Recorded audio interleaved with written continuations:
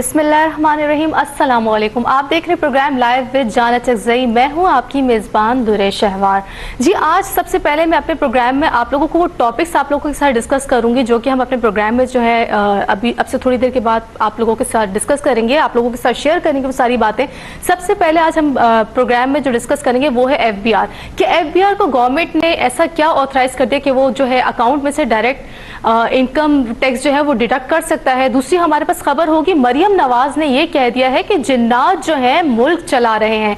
तीसरी खबर जो है वो है महंगाई से रिलेट। चौथी खबर है कि इंडिया ने जो है फिर इंडिया को क्या ऐसा सूझा कि वो अपनी जो है गीदड़ भपकियों पे उतर आया है। चौथी अहम खबर हमारे प्रोग्राम में वो ये है कि पेट्रोल पंप्स के जो पेट्रोल के जो रेट्स हैं वो हाई कर दिए हैं गवर्नमेंट ने।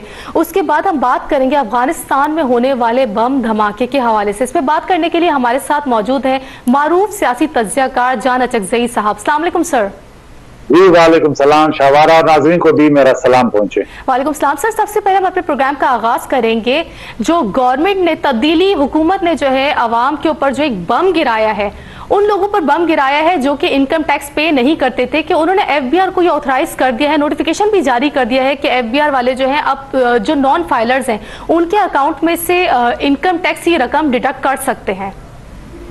देखिए, FBR ने असल में इसका माने ये है कि किसी भी अकाउंट होल्डर जहां पे उनके कैश पड़े हैं किसी बैंक में, उस पे FBR जो है हाथ डाल सकती है। अगरचे वहां पे कैविएट या शराइत लिखे गए हैं कि FBR के चेयरमैन से मंजूरी लेनी पड़ेगी, लेकिन ये मैसेज आम आदमी को इस तरह समझ आएगा कि अगर बैंक में मेरे आपके या किसी और बंदे के अकाउंट में पैसे पड़े हुए हैं और मेरा आपका या किसी और बंदे का FBR के साथ कोई इश्यू है, कोई डिस्प्यूट है, फाइलर है, नॉन फाइलर है, टैक्स पे डिसएग्रीमेंट है, तो FBR को ये अख्तियार होगा कि हमारे अकाउंट से पैसे डिडक्ट करे हमारी मर्जी के बगैर, हमारी मंशा के बगैर। इसका मतलब है कि उनको पता होगा कि हमारे अकाउंट्स में कितने पैसे पड़े हैं। इसका मतलब है कि हम अपने अकाउंट्स में जो पैसे हैं वो गैर महफूज समझने लगे। इसका मतलब ये है कि आम लोग जो है अब डर के मारे बैंक में पैसे नहीं रखेंगे। इसका मतलब यह है कि जो सरकारी लोग हैं उनको भी डर होगा, वो भी नहीं रखेंगे पैसे बैंकों में, क्योंकि उनको खतरा होगा कि FBR किसी भी बहाने उनके पैसे डिडक्ट कर सकती है। दुनिया में इस तरह की कोई मिसाल हमने नहीं सुनी कि FBR या उनका जो रेवेन्यू डिपार्टमेंट है वो किसी की प्राइवेट पैसों में या अकाउंट में, बैंक के अकाउंट में पैसे डिडक्ट करे अगर कोई डिस्प्यूट है किसी भी फाइलर या नॉन फाइलर के साथ। मैं बरतानिया की मिसाल दूं, वहां पे FBR या उनका जो इनलैंड रेवेन्यू डिपार्टमेंट है उनके साथ हर रोज लोगों के डिस्प्यूट्स होते हैं, टैक्स इश्यूज होते हैं, बिजनेस में भी, नॉर्मल उसमें भी। लेकिन कोई भी इनलैंड रेवेन्यू को यह हक नहीं है कि आपका जो प्राइवेट अकाउंट में पैसे पड़े हैं उसको डिडक्ट करें, उस तक उनका एक्सेस पहुंचे। ये पाकिस्तान में ये मज़ाक़-ए-ख़ेज़ बात है कि आपके पैसे अब गैर महफूज हो गए। अब लोग क्या करेंगे? लोग ये करेंगे कि चूंकि मेरे पैसे बैंक में महफूज नहीं है लिहाजा बैंक से निकालेंगे। अब जब बैंक से निकालेंगे तो बैंकों की क्या हैसियत रहेगी? वो दिवालिया हो जाएंगे, यानी दिवालिया होने के खतरे से यानी वो दो चार हो जाएंगे। जो चीज बिल्कुल बैंकों के मुफाद में नहीं है वो ये कि लोगों को ये डर हो कि बैंकों में पैसे ना रखा जाए, क्योंकि एक इदारा जिसका नाम FBR है वो पैसे डिडक्ट कर सकता है। अब जब लोगों ने पैसे निकालने शुरू कर दिए इस डर से कि भी FBR पैसे निकाल सकता है, तो इसके और क्या असरात होंगे? फिर क्या करेंगे लोग? कैश तो रुपीज नहीं रख सकते हैं, लोग फिर डॉलर खरीदेंगे। अब डॉलर, आपको मालूम है डॉलर हमारे मुल्क की करेंसी या फॉरेन एक्सचेंज रिजर्व है, हमें हर डॉलर की जरूरत है, क्योंकि हमारे इंपोर्ट का बिल जो है वो डॉलर की सूरत में वादा करते हैं और डॉलर के रिजर्व हमारे पास कम है। तो मुल्क दिवालिया होने के खतरे से दो चार हो जाएगा अगर लोग डॉलर खरीदेंगे रुपीज के बदले में, क्योंकि घर। सर, आपको क्या लग रहा है खान साहब ने ये इतना सख्त जो रद्द अमल दिया है इसका नॉन फाइलर्स के लिए, तो इन्होंने क्यों दिया है? इन्होंने क्या सारी कैलकुलेशन ये नहीं की थी? देखिए, ये बड़ी मज़ाक़ खेज पावर है जो एफबीआर को दी गई है।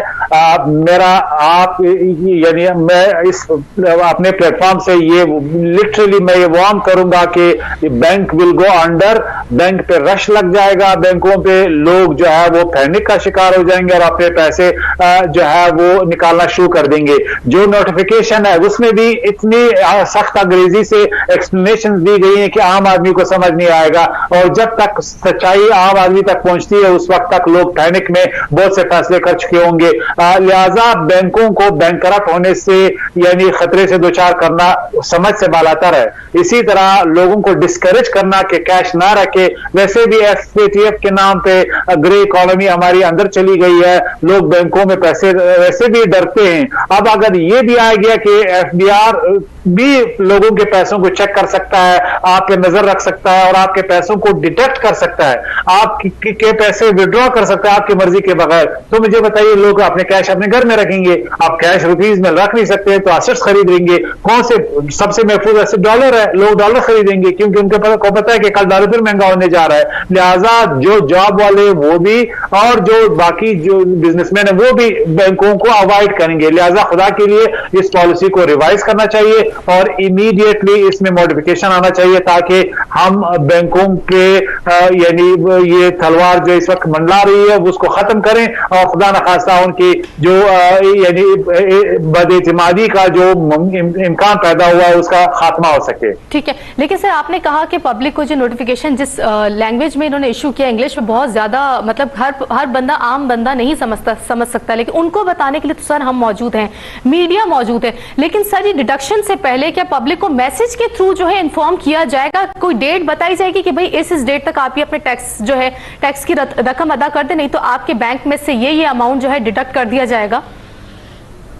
जालिमाना है, कोई भी अगर टैक्स देता है या नहीं देता, टैक्स डिस्प्यूट्स हैं, एफबीआर को इतना पावर देने से बिजनेस एक्टिविटी डिस्करेज होगी, लोग बैंकों में पैसे नहीं रखेंगे। ऑलरेडी नैब और एफबीआर के पास प्रेडिटरी पावर्स हैं, करप्शन सबके सामने है, दुनिया में कहीं भी ये नहीं है कि इस तरह से प्रेडिटरी पावर्स इनको दिए जाएं कि लोग डर के मारे पैसे अपने घरों में रखें, अलमारियों में रखें, तालाबों में रखें। खुदा के लिए इकोनॉमी का पहिया ऑलरेडी रुक चुका है। जिस तरीके से हमारी जो इकोनॉमी इस वक्त क्राइसिस का शिकार है और हम डिस्करेज करेंगे कि इन्वेस्टमेंट बाहर ना आए, लोग सरमायागुजारी ना करें, लोग अपने पैसों को सिस्टम में ना डालें। अब अगर एक बंदा पैसे घर में रखेगा तो लिहाजा कंजप्शन नहीं होगी, फीस नहीं जाएगी, हुकूमत के पास कुछ नहीं आएगा। तो आप कैसा टैक्स आप बढ़ा सकते हैं जब आपकी इकोनॉमिक एक्टिविटी नहीं है, जब रिसेशन है, जब इन्फ्लेशन 14% पे 20% सॉरी 12% पे है? तो किस तरीके से आप जो है इस साइकिल में इतना आप लोगों को बेबस करना चाहते हैं कि उससे टैक्स रिसीट्स के नाम पे आप टैक्स कलेक्ट करना चाहते हैं? बेशक आप उन लोगों से टैक्स दें जो टॉप टियर है, जो अफोर्ड कर सकते हैं, जिनके लिए महंगाई का कोई मसला नहीं है, जिनके लिए टैक्स देना कोई मसला नहीं है। और सबसे ज्यादा जो एग्रीकल्चर टैक्स है, जो हमारी इलीट है इस वक्त, जो पॉलिटिकल इकोनॉमी की शक्ल में रुकावट है, जो 19% हमारी जो पाया है इकोनॉमी का और 1 से कम परसेंट देते हैं, उनको आप क्यों टारगेट नहीं करते हैं? लिहाजा इस तरीके से बैंकों पे ये डाका डालने के मुतरादिफ होगा। जो भी आप नाम इस्तेमाल करें, फाइलर और नॉन फाइलर, जिस तरीके से भी आप खूबसूरती से फ्रेम करें, ये हमारी इकोनॉमी को तबाह के रख देगा। ठीक है, अच्छा सर, क्या फाइलर्स पे भी यही अप्लाई होगा? यही ये लोग करेंगे एफबीआर वाले जो फाइलर्स हैं? देखिए फाइलर्स कर रहे हैं, मसला ये है कि एफबीआर के हर आदमी के साथ डिस्प्यूट हो सकता है। मैं एक बिजनेसमैन हूं, अगर मैं फाइलर हूं तो 10 चीजों में एफबीआर के साथ ऑलरेडी लिटिगेशन है। बिल्कुल सही है। हजारों केसेस हैं कराची के। आप स्टेटिस्टिक्स देखें, हर आदमी सर पिट रहा है कि एफबीआर ने उनसे ज्यादा पैसे लिए। ये डिस्प्यूट्स हैं। अब अगर आप पैसे नहीं देते तो इसके इंप्लीकेशंस यही है, उनको पता है कि किस अकाउंट में कितने पैसे हैं। पहले तो ये एक सीक्रेट होनी चाहिए, मेरी सेहत के बारे में, मेरी बीमारी के बारे में, मेरे घर में भी किसी को मालूमात नहीं होनी चाहिए। चाहिए। मेरे प्राइवेट अकाउंट जिसमें 1 रुपया या 1 करोड़ रुपया, इसकी जानकारी, उसके बारे में मालूमात किसी भी इदारे को नहीं होना चाहिए। दुनिया में इस तरह ये एक उसूल है, लेकिन यहाँ पे हम फोन करें, बैंक वाले भी आपको बताएंगे, इदारे वाले भी, कोई भी इदारा जिसका कोई लेना देना ना हो, वो भी आपके अकाउंट पे नजर रखेगा। लिहाजा ऐसी सूरत में कौन बैंकों में पैसे रखेगा जब आपको ये खतरा हो, जब आपको ये एतमाद ना हो कि आपके पैसे बैंक में महफूज नहीं है, इदारा उनको देख रहा है, और कोई भी डिस्प्यूट की सूरत में जिसकी जो मेरी तशरीह है वो पैसे डिटेक्ट कर सकते हैं। जितना भी आप अच्छी अंग्रेजी में नोटिफिकेशन को घुमाएं, ये ब्यूरोक्रेट्स अपने कंडीशन कमरों में ये नहीं समझ पा रहे हैं कि लोगों का नफ्स क्या है, स्ट्रीट में क्या हो रहा है, इकोनॉमी में क्या हो रहा है। ये इमरान खान के गवर्नेंस के जितने भी क्राइसिस है, ये अमल इकोनॉमी के पहिए को जाम कर देगा। बिल्कुल सर, बिल्कुल सही कह रहे हैं कि बैंकों का भी दिवालिया निकल आएगा। अब सर इसके बाद हम बात करेंगे, मरियम नवाज साहिबा ने जो बोला है कि मुल्क जिन्नात चला रहे हैं, फाल के जरिए जो है मुल्क चलाए जा रहे हैं, तो कैसे, किन जिन्नात की तरफ उनका इशारा है कि जो कह रही है कि मैं नैब से नहीं डरती, मुल्क अब जो है जिन्नात चला रहे हैं, और इसके अलावा जो है फाल के जरिए जो है मुल्क हमारे चलाया जा रहा है, पाकिस्तान चलाया जा रहा है, तो किन जिन्नात की तरफ उनका इशारा है? अच्छा, ये तो देखिए एक सियासी बयान है, बहुत सी थीरीज मार्केट में है कि खुदा न खास्ता इमरान खान वजीर आजम प्राइम मिनिस्टर जो है वो कोई भी डिसीजन लेते वक्त जो है वो खुली निकालते हैं और देखते हैं कि या ये बातें कि उसमें क्या अलिफ है या आयन है, बे है, ये बातें तो यकीनन इसकी कोई, मुझे नहीं लगता कोई रैशनल बेसिस हैं। जो लोग इमरान खान से इख्तलाफ करते हैं, प्राइम मिनिस्टर से, वो इस तरह बातें फैलाते हैं। इसकी हकीकत कितनी यानी मजबूत है, मुझे इस बारे में मालूमात नहीं है, लेकिन बहुत से लोग सियासी बयानात तो देते रहते हैं, और मरियम नवाज साहिबा अपोजिशन लीडर हैं, लिहाजा जो थियरी मार्केट में है उस थियरी को बुनियाद बना के उन्होंने ये तीर दागा है प्राइम मिनिस्टर पे।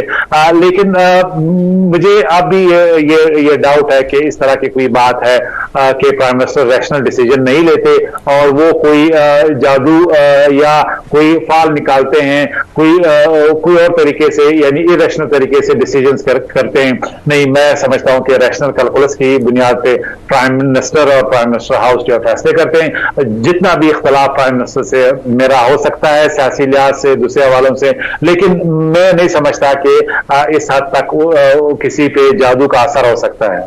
बिल्कुल सही सर, इस पोजीशन पर आके मरियम नवाज साहिबा का ये बयान बड़ा अजीब ही लगा है कि वो जादू टोने की बात कर रही है, कि वो जादू टोने की बेस पे मुल्क चला रहे हैं। अच्छा, सियासत एक इंटरेस्टिंग गेम है। इसमें कोई भी कमजोरी जो आपके मुखालिफ सियासतदान में है, या कोई भी थियरी, कोई भी सच्ची बात या झूठी बात, कोई मिथ जो है, उसको आप कार्ड के तौर पे खेल सकते हैं, उसको आप अपोजिशन के एक बयानिए के तौर पे हुकूमत के खिलाफ इस्तेमाल कर सकते हैं। तो मरियम नवाज ने वाकई एक ऐसा यानी कार्ड इस्तेमाल किया है जिससे पीटीआई की एक सेंसिटिविटी बनती है, प्राइम मिनिस्टर की सेंसिटिविटी बनती है।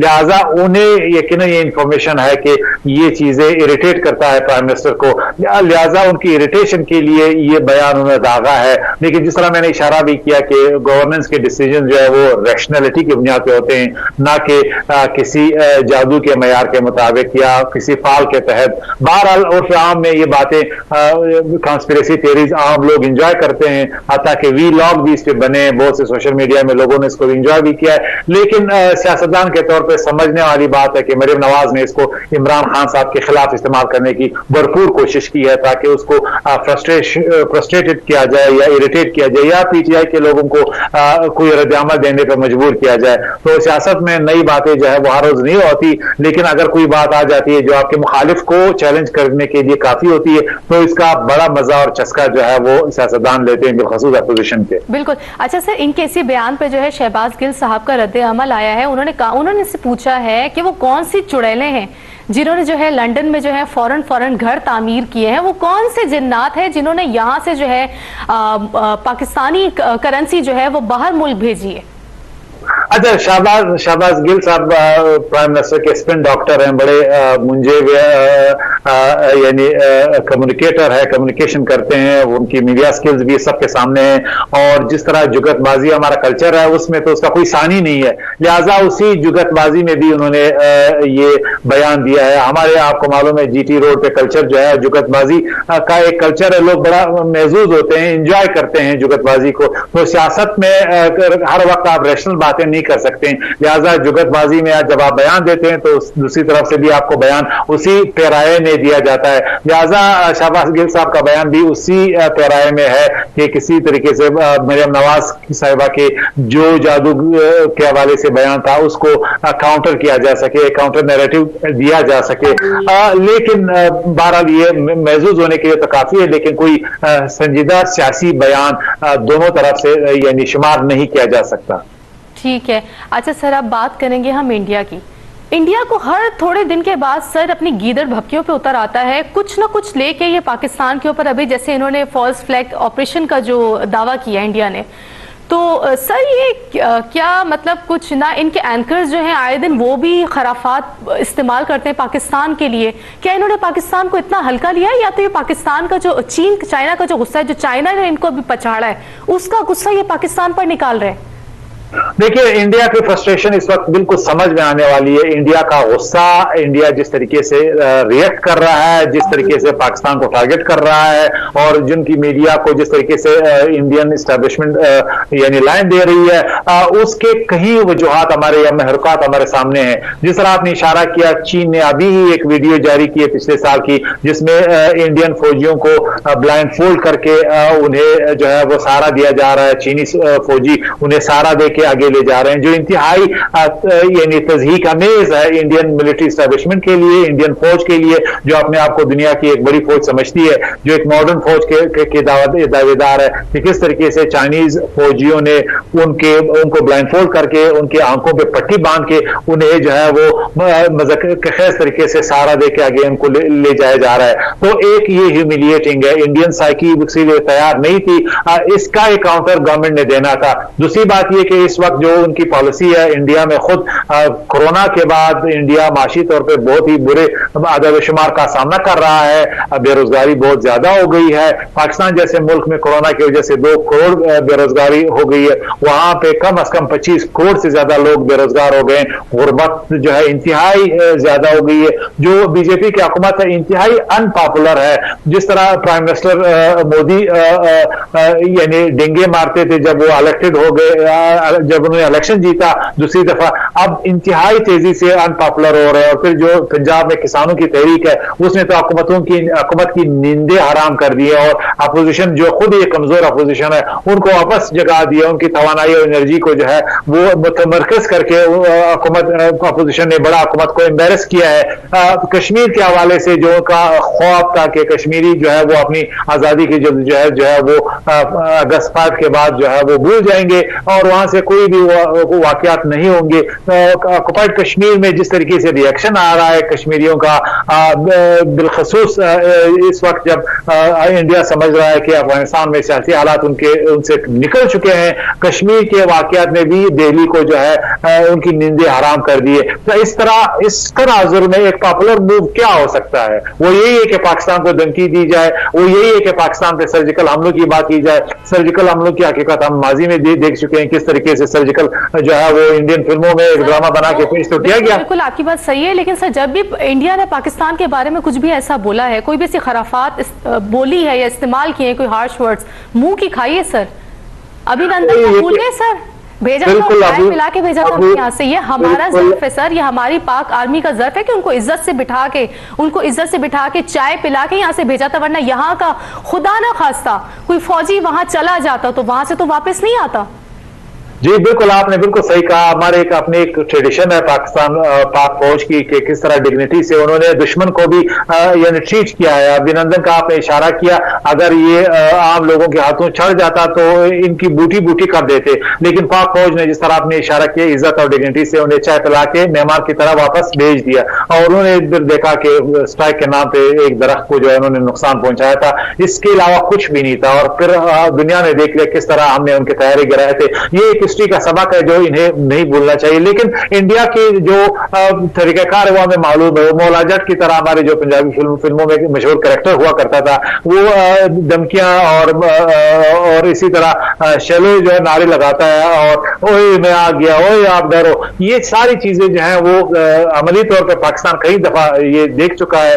एक रैशनल मुल्क की हैसियत से पाकिस्तान ने बिहेव किया है और कभी भी इंडियन थ्रेट्स और नाराबाजी और जुगतबाजी में पाकिस्तान ने जो है रिएक्ट नहीं किया और पाकिस्तान ने एक कूल कैलकुलेटेड पॉलिसी के तहत अपनी जो भी पोस्चर है इंडिया के साथ वो जारी रखा है। तो मैं समझता हूं कि ये हो सकता है कि इंडिया इस वक्त जो अनपॉपुलर गवर्नमेंट दिल्ली में बैठी है वो पॉपुलैरिटी गेन करने के लिए, अटेंशन डाइवर्ट करने के लिए कोई सर्जिकल स्ट्राइक, कोई और ड्रामा करे, कोई और फॉल्स फ्लैग ऑपरेशन करे ताकि अपनी मीडिया को इस तरफ लगाए, अपनी जो आवाम है उसका तवज्जो भी वो वापस पाकिस्तान की तरफ लगाए।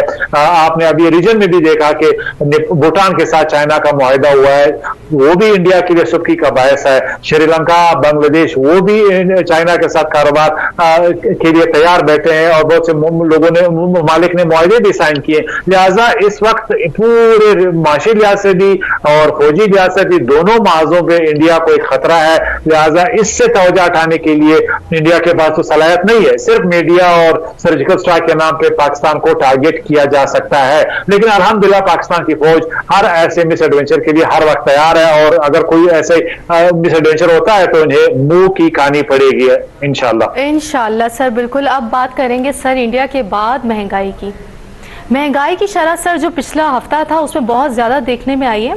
जैसे कि जो आम लोअर तबका है, जो गरीब तबका है, उन पे जो है 14.12% जो है अगर देखा जाए तो मजबूरी शरह उनके लिए बढ़ गई है महंगाई की। नॉर्मली जो ज़रूरियात ज़िंदगी का जो सामान है उस पर बहुत ज़्यादा जो है महंगाई देखने में आई है। पिछले हफ्ते जो है सर आटे का बहरान देखने में आया था। आटे के रेट्स इन्होंने बढ़ा दिए हैं। तो सर खान साहब कहाँ लेके जा रहे हैं मुल्क को? मतलब इन्होंने एक बात की थी कि सुकून सिर्फ कब्र में, तो क्या वो बात आम पब्लिक के लिए थी कि कब्र में सुकून मिलेगा? मतलब जो जरूरियात जिंदगी का जो सामान है पब्लिक की पहुंच से वो दूर है। ये मैं समझता हूं कि वाकई जिस तरीके से महंगाई के लेवल को यानी बढ़ाया गया है, अभी जो नोटिफिकेशन हुआ है कि पेट्रोल 10 रुपए महंगा और तकरीबन डीजल 12 रुपए महंगा। अब दुनिया में डीजल सस्ता होता है, पेट्रोल महंगा होता है। पेट्रोल छोटे कंज्यूमर इस्तेमाल करते हैं जबकि डीजल इकोनॉमी का पहिया चलाता है। हमारे यहाँ उलट है, बड़े बड़े जो डिलीवरी करते हैं, बड़े जो ट्रक है वो डीजल इस्तेमाल करते हैं। तो अब ये पूरा चेन साइकिल जो है फैक्ट्रीज का, कारखानों का, इंपोर्ट एक्सपोर्ट का, उस पर उनका असर पड़ेगा। लिहाजा पहले भी हमें वैल्यू एडिशन का मसला था, पहले भी हमारे यहाँ गैस और पेट्रोल और डीजल महंगा था। अब और जो है जो हम एक्सपोर्ट करने के काबिल है वो चीजें हम महंगे देंगे, लेस कंपिटिटिव हो जाएगा और हमारे एक्सपोर्ट पे डायरेक्ट उसका असर आएगा। इसी तरह जो महंगाई की शरह बढ़ी है इसके नतीजे में जो अब इसका यानी रिफ्लेक्शन आएगा आम चीजों में। लोगों ने तो कीमतों को यानी कारोबारी लोगों ने तो कीमतों को बढ़ाना है क्योंकि उनकी मजबूरी है। अभी भी हर मार्केट में आप जाए लोग लिटरली थक जाते हैं जब वो खरीदारी करते हैं, वो रोने पर आ जाते हैं, इतनी महंगाई है। तो एकदम एक दिन में 10 रुपए पेट्रोल को यानी महंगा करना, मेरे ख्याल में ये इमरान खान की पॉलिसी की कोई दूरअंदेशी नहीं है। ये इमरान खान के लिए बहुत ही प्रॉब्लम क्रिएट करेगा। अब तो सरकारी इन्फ्लेशन जो है वो यानी कीमतें जिस तरीके से बढ़ी हैं वो 12% है, लेकिन हकीकत में ये 12 नहीं है बल्कि ये 20% भी ज्यादा है। अगर आप कमोडिटीज जो बेसिक कमोडिटीज है खुराक की इस्तेमाल की वो तो तकरीबन 25% में भी जाके पहुंच गए हैं। लिहाजा ये इमरान खान की गवर्नमेंट को दबोने की एक पॉलिसी है। अगर ये IMF के डिक्टेशन पे ये प्राइसेस इंफ्लेट हुए हैं या शौकत तरीन की नाकाम इकोनॉमिक हिकमत अमली की बुनियाद पे हुए हैं, मैं समझता हूं कि इमरान खान ने अपने लिए एक बहुत बड़ा सियासी बहरान पैदा करने का सामान जो है खरीद लिया आज के बाद। और अभी आइंदा जो लोग भी उनके सपोर्टर्स थे वो 10 दफा सोचेंगे कि आइंदा इलेक्शन में फिर इमरान खान को वोट देना है या नहीं, जिस तरीके से महंगाई में इजाफा हुआ है। आपको याद होगा सॉरी आपकी बात काट रही हूँ, नवाज शरीफ साहब के दौरे हुकूमत में जब बिजली के रेट्स इन्होंने बढ़ाए थे नवाज शरीफ साहब ने, तो खान साहब ने दौरान तकरीर बिजली के बिल फाड़े थे, अगर आपको याद हो तो। चीप पॉलिटिक्स जो है वो एक वतीरा था खान साहब का, आज वो सारे भूल गए। आज भी मैं उनका पुराना ट्वीट पढ़ रहा था कि किस तरीके से महंगाई हुई है। उस वक्त डॉलर की कीमत 84 थी, लेकिन कीमतें सस्ती थी। आज जो है वो इतनी महंगी हो गई है कि यानी 84 का मतलब है पर बैरल थे, सॉरी। अभी ये इंटरनेशनल मार्केट की मिसालें दे रहे हैं, बाकी मुल्कों की मिसालें दे रहे हैं। ये मिसालें उस वक्त भी हमारे सामने थी। तो बदकिस्मती से ये इतने यानी एकदम से प्राइसेस जो पेट्रोलियम मसनूआत है उनकी बढ़ाना, उनको इस लेवल पे ले जाना, ये लिटरली इकोनॉमिक सुसाइडल पॉलिसी है। मैं इस बात पे हैरान हूं कि इमरान खान साहब के एडवाइजर्स क्या कर रहे हैं। इस तरीके से अवाम पे बोझ डाला गया है। अब क्या अवाम क्या करेंगे? क्या वो स्ट्रीट पे नहीं आएंगे? क्या लोग एक चोरियां नहीं बढ़ेंगे? जिनके फैमिलीज है, 2-3 बच्चे हैं, वो दूध यानी जिनकी तनख्वाह 30-40 हजार है, वो किस तरीके से अपनी लाइफ को मैनेज करेंगे? जबकि एक छोटी गाड़ी वाला जो 20-30 हजार सिर्फ पेट्रोल के लिए आप कहां से लाएगा, जिसकी तनख्वाह 20-30 हजार भी नहीं है। मैं समझता हूँ कि इस पे मैं आपसे आगे बात करूंगी, मगर प्रोग्राम में अभी वक्त है एक ब्रेक का। आप लोग कहीं जाइएगा नहीं, देखते रहिए live with Jan Chakzai only on Star Asia.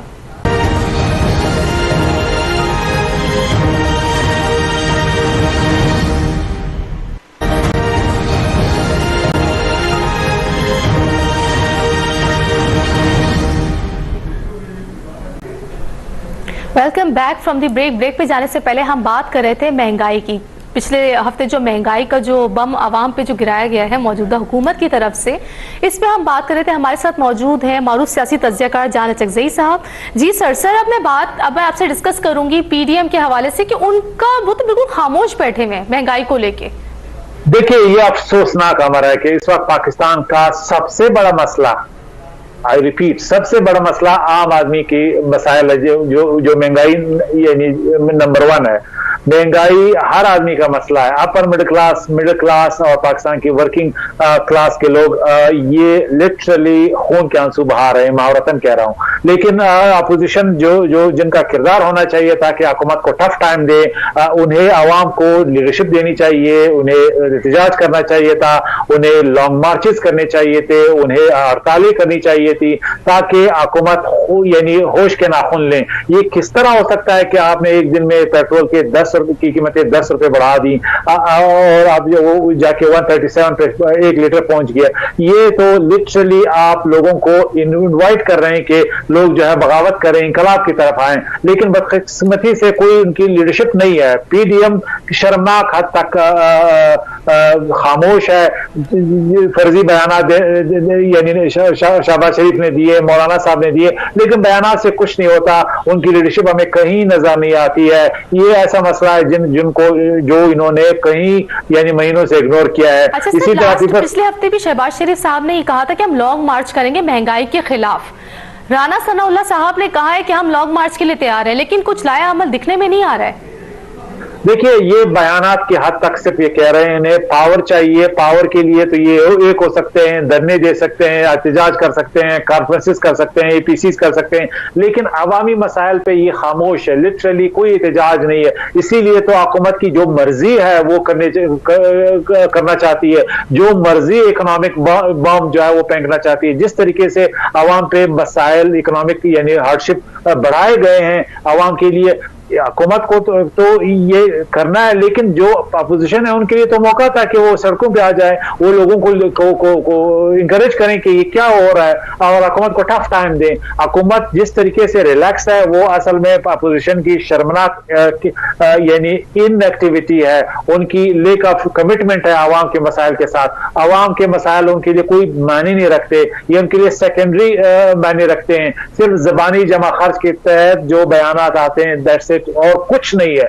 इसलिए शर्मनाक हद तक लोग जो है यानी अपोजिशन से डिमांड करते आ रहे हैं और मायूस भी हैं, क्योंकि इन्हें लग रहा है कि कोई आने के लिए तैयार नहीं है सड़कों पे कि उनकी लीडरशिप करें। अब हो सकता है कि आवाम इतने तंग आ जाएं कि वो खुद स्ट्रीट पे निकले, आ जाएं और एहतजाज करें, क्योंकि अपोजिशन लीडरशिप। अगर पिछले दौरे हुकूमत में हम देखें तो इस तरह आवाम ने एहतजाज भी किया है महंगाई के खिलाफ, बढ़ते हुए बिजली के बिलों के खिलाफ, लेकिन ऐसा कुछ भी नहीं होता है। देखिए, एहतजाज हर आदमी का बुनियादी हक है। अगर आप हुकूमत की पॉलिसी से मुतमईन नहीं है तो दुनिया में अपोजिशन होती है, ग्रुप्स होते हैं, प्रेशर ग्रुप्स होते हैं, आवाम की जज्बात का इजहार करते हैं ताकि उनका बड़ा सा फ्रस्ट्रेशन निकलता जाए। क्या हम अफगान तालिबान की तरह तालिबान इंकलाब के लिए लोगों को यहाँ पे इंकरेज कर रहे हैं? क्या हम जो है बंदूक उठाने पे मजबूर कर रहे हैं? अगर नॉर्मल तरीके से उनकी जज्बात की अक्कासी नहीं होती, उनकी फ्रस्ट्रेशन नहीं निकलती, वो जुम्मे की नमाज के बाद बाहर नहीं आते, वो जुलूस नहीं करते, जलसा नहीं करते, जो एक डेमोक्रेटिक एक्टिविटी है, और अपोजिशन उनको एक डेमोक्रेटिक तरीके से उनकी बड़ास को, फ्रस्ट्रेशन को यानी गाइड नहीं करती, उनको निकलने के लिए रास्ता नहीं देती, तो ये लोग आखिर में वही होगा कि एक बहुत ही खौफनाक बहरान का पेशखमा बन सकता है। लिहाजा एक डेमोक्रेटिक तरीके से अपोजिशन को अपना किरदार अदा करना चाहिए ताकि लोगों का जो इस वक्त जो गुस्सा है इस महंगाई के नतीजे में, उसको डाइवर्ट करे, उसको जो है ये न्यूट्रलाइज करे। अब आप इस बात से अंदाजा लगाएं कि कोरोना की सिर्फ वजह से 2 करोड़ लोग बेरोजगार हो गए। ये तो अल्हम्दुलिल्लाह हमारा एक इस्लामी माशरा है, फैमिली एक सिस्टम है, फिर भी लोगों को एक सपोर्ट मिल जाता है। लेकिन लिटरली लोग यहाँ पे यानी मैं एग्जैजरेट नहीं करना चाहता और ना मैं खुदा ना खास्ता कोई कियोस यानी फैलाने के लिए बैठा हूं, बल्कि लोग यहाँ पे फुटपाथों पे आ जाएंगे। इस तरीके से ये गुर्बत आगे बढ़ रही है और खतरा यही है। सर, अगर हम पिछली दौर हुकूमत में देखें तो उसमें यह था जो गरीब था वो गरीब से गरीब होता था महंगाई की वजह से, लेकिन जो अमीर था वो होता था अमीर से अमीर। लेकिन खान साहब की दौर हुकूमत में गरीब गरीब से गरीब हो रहा है और अमीर भी गरीब से गुर्बत की तरफ आ रहा है। देखिए, ये अजीब बात है। बिल्कुल जो इकोनॉमिक पाया है उसमें 50% अगर टॉप इलीट को जाता था, 50% जो है वो आम आदमी को भी उसका शेयर मिलता था, एक रोजगार लोगों को मिल जाता, सीमेंट जो है सर या एक इंफ्रास्ट्रक्चर के डेवलपमेंट में एक लेबर सबको कुछ ना कुछ मिल जाता था। लेकिन अब तो टॉप टियर को भी कुछ नहीं मिल रहा क्योंकि प्रोजेक्ट्स नहीं है, क्योंकि पहिया इकोनॉमी का चल नहीं पा रहा। हमें उम्मीद थी कि जो सोशल इकोनॉमिक PSDP बनाई गई थी इस वक्त शौकत तरीन साहब ने, इकोनॉमिक एडवाइजर जो प्राइम मिनिस्टर के हैं, वो अनलॉक होता, वो पैसे आ जाते इंफ्रास्ट्रक्चर के मद में या दूसरे स्कीमों में और लोगों को एक रिलीफ मिलती। वो भी अब अक्टूबर तकरीबन आधा अक्टूबर गुजर गया है, अभी तक हमें नजर नहीं आ रहा कि हुकूमत ने जो कंजम्पशन स्टिमुलस दिया था PSDP की शक्ल में वो हमें कहीं भी नजर नहीं आ रहा। लिहाजा इस वक्त पहिया जो 2 साल में जमूद का शिकार था वो भी इसी तरह है। लिहाजा इसलिए मैं कह रहा हूं कि आवाम की जो फ्रस्ट्रेशन है महंगाई की वजह से, उन्हें यानी निकालने के लिए एक डेमोक्रेटिक डायरेक्शन चाहिए जो अपोजिशन ही कर सकती है, और अपोजिशन इस वक्त जो है बिल्कुल खामोश बैठी। अच्छा सर, आपने ये बात की कि पेट्रोल के रेट्स भी बढ़ गए हैं। अब से अगर हम कल सुबह तक देखें तो 128 रुपए 52 पैसे था पेट्रोल के नर्क, लेकिन आज जो है, आज सुबह से जो है इसके पेट्रोल के 10 रुपए इन्होंने बढ़ा दिया। अगर PTI की किसी रहनुमा से ये बात करते हैं तो वो ये कहते हैं कि भाई हमने 25 रुपए कम भी तो किए थे। देखिए, PTI के किसी भी लीडर की एक गठ के वो इस महंगाई को जस्टिफाई करे, मेरे ख्याल में वो अपनी सियासी खबर किनने के मुतरादिफ है, अपना सियासी मुस्तकबिल जीरो करने के मुतरादिफ है। इस वक्त आवाम कोई बहाना नहीं सुनना चाहती। आप हॉनेस्ट हो के ईमानदारी से लोगों को बताएं कि हमें IMF ने डिक्टेशन दिया, हम मजबूर है, हमारे हाथ बंधे हुए हैं, हम कुछ नहीं कर सकते हैं, हमने ये करना है, आपने कबूल करना है। या तो आप लोगों के सामने जो रैशनल लोग हैं वो समझ आएंगे, हर आदमी सोचता है, हर आदमी का एक जहन है, उनसे सच बोले, उनसे झूठ ना बोले, उन्हें ये ना कहें कि एक मुल्क में ये है दूसरे मुल्क में ये, और इसकी तहवीलात दें। इस वक्त पाकिस्तान में महंगाई ने आम आदमी का, मुहावरतन कह रहा हूं, कमर तोड़ दी है। इसकी जस्टिफिकेशन आप लोग ये कह के जब आप कहते हैं कि दूसरे ममालिक में सस्ते हैं या महंगे और यहाँ पे जो है पेट्रोल के मसवाद चीप है, आप इंसल्ट कर रहे हैं उनकी अकल की, उनकी कॉमन सेंस की, उनकी दानिश की। लिहाजा जो PTI के स्पिन डॉक्टर्स हैं, वजीर हैं, तर्जुमान हैं, उन्हें ऑनेस्ट तरीके से एडमिट करना चाहिए कि ये इकोनॉमिक कंडीशन है, ये डिक्टेशन है IMF की, ये हमारी मजबूरी है और हमने ये करना है। लिहाजा लोग ईमानदारी को तो एक्सेप्ट कर लेंगे, लेकिन झूठ को, एक गैर मुंतकी तहवीलात को, जस्टिफिकेशंस को एक्सेप्ट नहीं करेंगे। लिहाजा लेकिन ये लोग तो ब्लेम गेम्स खेल रहे हैं कि मतलब ये पिछली गवर्नमेंट ने या उससे पिछली गवर्नमेंट ने जो लोन लिए थे, जो कर्जे लिए थे, उस वजह से हमें महंगाई करनी पड़ रही है। देखिए, अब 3 साल गुजर गए, अब ये दलील फिट चुका है, ये कोई इसमें अब पानी यानी वाटर नहीं रहा इस आर्गुमेंट में, इसमें कोई मुंतिक नहीं रहा। अब लोग ये बाय करने के लिए तैयार नहीं है। 3 साल में आपने जो करना था कर लिया, अभी आपके पास गलती की गुंजाइश नहीं है, ना ये जस्टिफिकेशन जो कोई लेने के लिए तैयार है। 3 साल में अगर आप टर्न अराउंड नहीं कर सके तो फिर आम आदमी के ज़हन में ये आएगा कि ये नालायक गवर्नमेंट है, इनकी तब्दीली का जो नारा था वो बोगस था और ये लोगों के मसाइल हल नहीं कर सकते। लिहाजा खुदा के लिए अपनी जो स्पिन आप दे रहे हैं लोगों को, उसमें कोई फैक्ट नहीं है। सोशल मीडिया आपके पास है, सोशल मीडिया के जरिए जितना भी आप स्पिनिंग करेंगे वो नहीं हो सकता। पेशावर में आप केपी में 9 साल से आपकी गवर्नमेंट है, एक हॉस्पिटल डिसेंट हॉस्पिटल नहीं बना सके। हालांकि दावा किया था पीटीआई ने कि हेल्थ उनकी तरजीह है, दावा किया गया था कि सोशल डेवलपमेंट उनकी तरजीह है, लेकिन बदकिस्मती से पीटीआई एक मायूसकुन परफॉर्मेंस की तरफ जो है एक ब्रॉड जजमेंट लोग अब करने के लिए तैयार हैं। लिहाजा ये कजावत आप कोई भी करने के लिए तैयार नहीं कि पीटीआई के पास गलती की गुंजाइश है या ये 2 साल में हालात पे काबू पा लेंगे। सर, जब खान साहब आए थे गवर्नमेंट में, आने से पहले उनके तो बहुत बड़े बड़े दावे थे कि मैं गरीब आवाम के लिए आ रहा हूँ, मैं गरीबों को उठाऊंगा, लेकिन ऐसे मतलब कि बिल्कुल गरीब जो थे वो बैठ गए। इनकी दौरे हुकूमत ने तो मतलब सबसे ज्यादा जो कमर तोड़ी है वो तोड़ी है गरीबों की। गरीब तबका बहुत ज्यादा बैठ गया। एक तो कोरोना की वजह से सर सैलरीज उतनी की उतनी है। उन्हें इस्लामाबाद में बैठना चाहिए, उन्हें मुल्तान में बैठना चाहिए जो पाकिस्तान की निस्फ आबादी से भी ज्यादा यानी अवाम बैठे हुए हैं, उनके मसाइल हल करने चाहिए। कराची में तो उनकी गवर्नमेंट है, सिंध में उनकी गवर्नमेंट है और वो अपने गवर्नमेंट में बैठ के अपने इलाके में गवर्नेंस को इम्प्रूव करने के लिए तो उनके वजीर हैं। लिहाजा इन्हें पाकिस्तान के अवाम के मसाइल हल करने के लिए पीटीआई के टर्फ पे, पीटीआई ही की पिच पे आके खेलना चाहिए और गवर्नमेंट को टफ टाइम देना चाहिए और यही उनके लिए स्पेस बनाएगा आइंदा इलेक्शन में। पंजाब एक जमाने पीपीपी का घर था, भुट्टो प्राइम मिनिस्टर बने थे तो पंजाब ही के बलबोते पे, लेकिन पीएमएलएन ने उनको फिर तकरीबन पीपल्स पार्टी को 2 दहाइयों में बिल्कुल चित कर दिया था और साउथ पंजाब में भी जो उनकी नुमाइंदगी थी वो ऑलमोस्ट 0 हो गई थी। लिहाजा पीपल्स पार्टी को बिलावल की लीडरशिप में सोचना चाहिए कि किस तरीके से वो पंजाब में रिवाइव करें और उसका तरीका सिर्फ ये है कि अवाम के साथ बराह रास्त उनका रब्ता हो और अवाम के नब्ज पे उनका हाथ हो, अवाम के इश्यूज को वो रियली एड्रेस करें। लीडर को अवाम में होना चाहिए, अगर वो नहीं है और वो कराची में बैठा है, वो पंजाब के अवाम के साथ नहीं है तो पीपल्स पार्टी वहां पे पनप नहीं सकती। Read my lips. जी सर, बिल्कुल। अच्छा सर, पीडीएम ने महंगाई के खिलाफ तो जो बोला सो बोला पिछले हफ्ते तक, उसमें कोई मतलब अमल नहीं किया, लेकिन इन्होंने इनके अपने हवाले से काफी जो मुतालबात हैं जो रोज बरोज जो है जोर पकड़ते जा रहे हैं, उस हवाले से आप क्या कहेंगे? देखिए, पीटीएम इस वक्त तजादात का शिकार है, बिलखसूस जो मेन स्ट्रीम पीएमएलएन है उनके डायरेक्शन का कोई पता नहीं चल रहा। खानदान के दरमियान इख्तलाफ है। मरियम नवाज साहिबा जो है वो एक लीडर है, शहबाज शरीफ साहब दूसरी तरफ जो है वो विकेट के खेल रहे हैं। वो समझते हैं कि सॉफ्ट पेडल पे रह के हुकूमत जो है हासिल की जाए, जबकि नवाज शरीफ साहब की पॉलिसी हार्ड लाइन है। मरियम नवाज अपने बाप को फॉलो कर रही है। इसी तरह हमजा शहबाज जो है वो चाहते हैं कि पंजाब को डोमिनेट करें नई नस्ल की लीडर के तौर पे। लिहाजा इनका अपने घर में इख्तलाफ है, बयानियत पे, स्ट्रेटजी पे, टैक्टिक्स पे। इसलिए पीएमएलएन की लीडरशिप जो सेकंड टियर है, थर्ड टियर है, कारकुन है, वो इस वक्त कंफ्यूज हैं। इनके वोट हैं, इनका वोट बैंक है, no doubt PMLN GT road पे एक हकीकत है, सियासी हकीकत, लेकिन इस वक्त टोटल कंफ्यूजन है घर में, टोटल कंफ्यूजन है कारकुनों में, टोटल कंफ्यूजन है सेकंड लीडरशिप में, सेकंड टियर लीडरशिप में।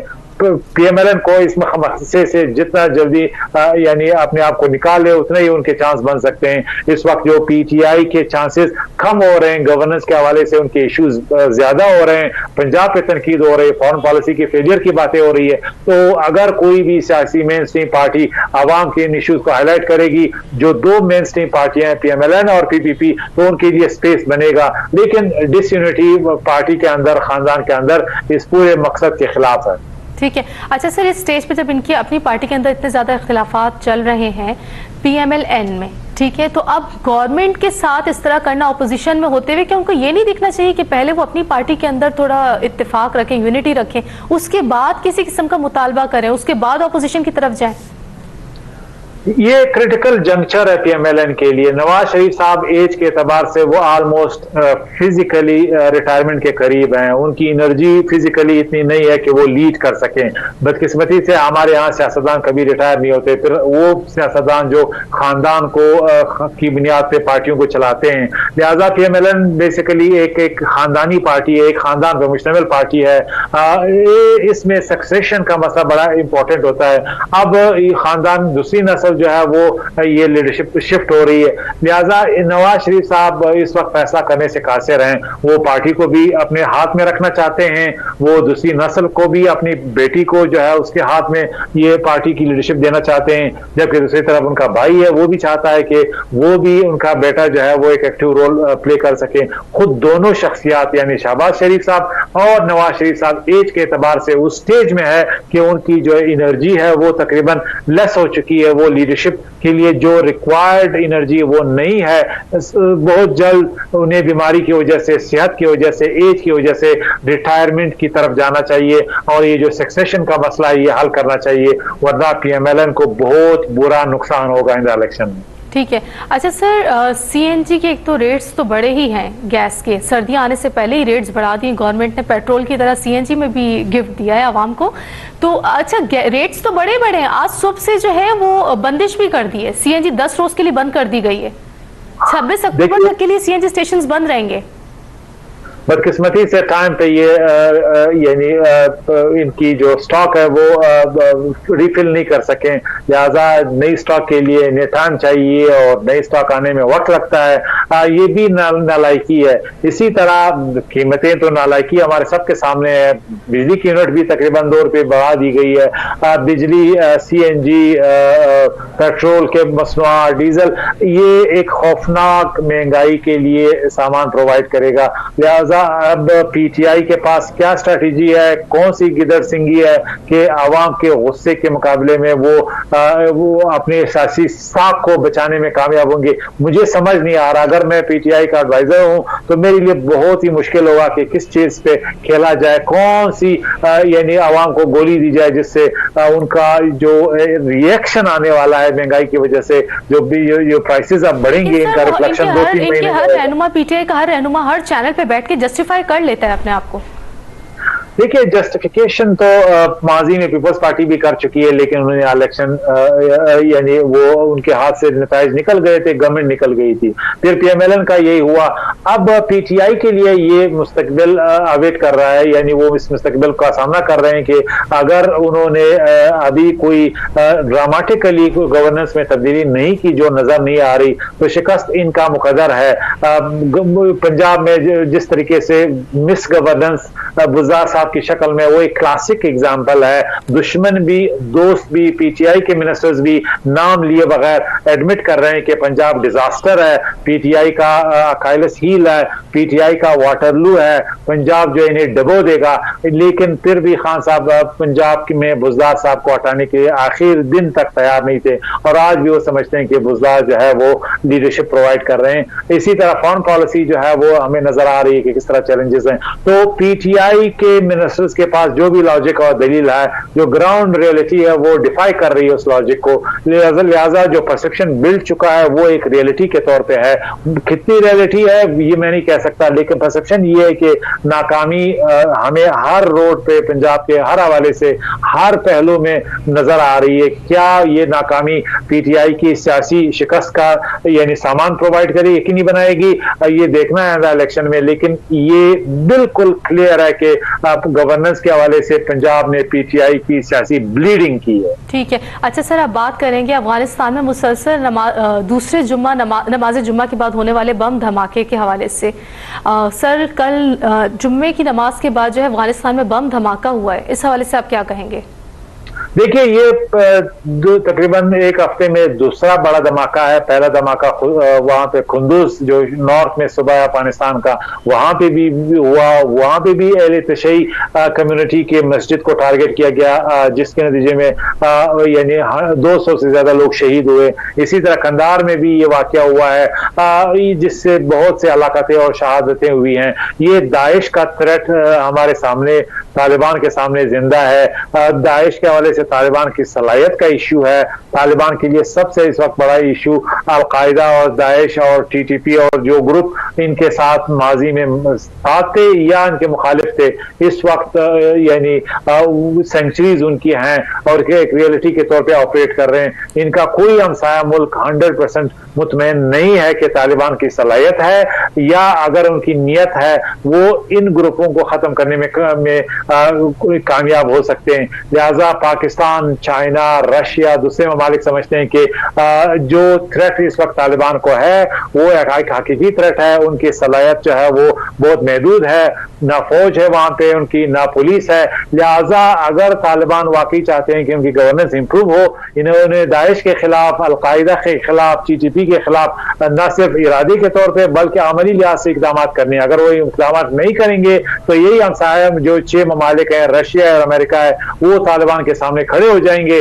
और उन्हें कहेंगे कि एनफ इज एनफ, आप काउंटर टेररिज्म के हवाले से कुछ नहीं कर सकते। लिहाजा जो दाइश का थ्रेट है वो इस पूरे खिते के लिए है और तालिबान के लिए बिलखसूस है। सर, 10 दिन के अंदर 2 बड़े खुदकश बमबार जो थे जिन्होंने बमबारी की है, तो ये किस तरफ इशारा करते हैं? क्या तालिबान मतलब इतना कंट्रोल नहीं कर पाए अफगानिस्तान को?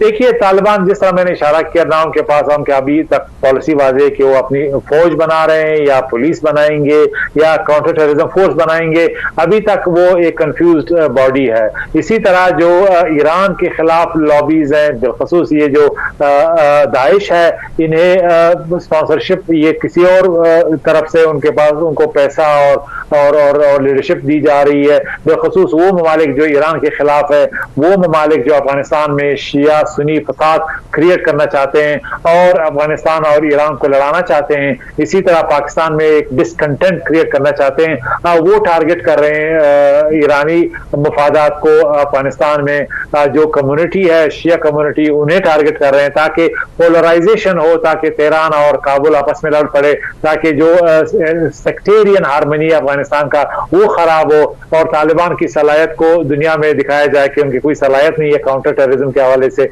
तो ये ऐसे पहलू इसके और भी हैं जिससे साबित होता है कि ये एक बैन रीजनल मसला है, एक बड़ा इंटरनेशनल मसला बन के उभरा है हमारे सामने। आप क्या समझते सर, आने वाले दिनों में तालिबान इन चीजों को कंट्रोल कर सकेंगे? मेरे ख्याल में तालिबान का अगर इरादा है, सलाहियत उनका नहीं है। कोई मुल्क तैयार नहीं है ये मानने के लिए कि तालिबान के पास इतनी इनफ कैपेसिटी है, काउंटर टेररिज्म के हवाले से इनकी ट्रेनिंग है या इनके पास वसाइल है कि इन ग्रुपों का वो यानी खात्मा कर सके। ममालिक ने इनको ऑफर की है, बहुत से दोस्त ममालिक जिसमें पाकिस्तान भी शामिल है, कि तालिबान जो है वो यकसुई के साथ इस थ्रेट के खिलाफ कार्रवाई करें, लेकिन अभी तक फुट रैगिंग हो रही है। अभी तक तालिबान तैयार नहीं है कि टीटीपी, अलकायदा और दाइश के खिलाफ एक मुनज़्ज़म अंदाज से जो उनकी सेंचुरीज हैं अब उनका खात्मा कर सके। तो तालिबान अगर इरादा वाकई उनका है, सलाहियत के बारे में बहुत शक और शुबात पाए जाते हैं। ठीक है, बहुत शुक्रिया। हमारे साथ मौजूद थे मारूफ सियासी तज्ज़ियाकार जान अचकज़ई साहब। प्रोग्राम का वक्त यही खत्म हुआ। व्यूअर्स, आप लोग हमें ज़रूर बताइएगा प्रोग्राम आप लोगों को कैसा लगा और इस प्रोग्राम को मज़ीद कैसे बेहतर बना सकते हैं। जान अचकज़ई और दुरे शहवार को दीजिए इजाज़त। अपना बहुत ख्याल रखिएगा। अल्लाह हाफ़िज़।